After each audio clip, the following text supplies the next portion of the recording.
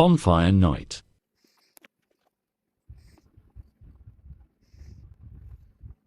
I'm so glad that this is what the dogs are like when fireworks are going off.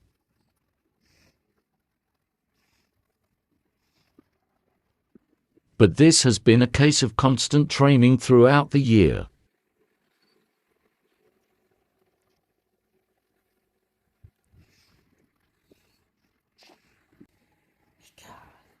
Working on calm behaviors and protocols, as well as desensitizing them to fireworks. Look at it. Don't pick on me. We live near a beach and unfortunately, they let fireworks off here for the sake of it, especially through March to October. Fetch it. You fetch your paw.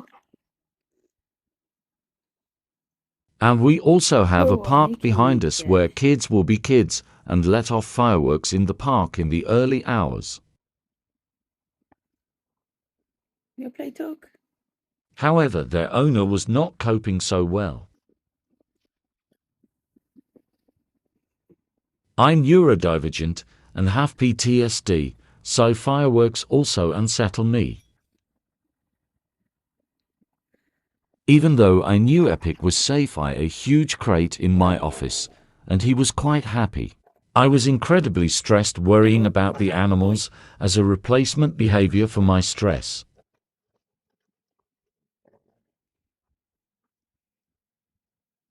That means last night I have been incredibly tense, and today have more pain throughout my muscles and bones and especially jaw ache from teeth grinding.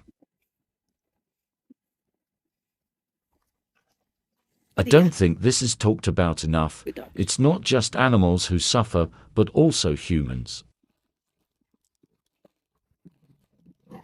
Stress in neurodivergent people not only leads to physical pain, headaches, migraines and vomiting, but also mental stress.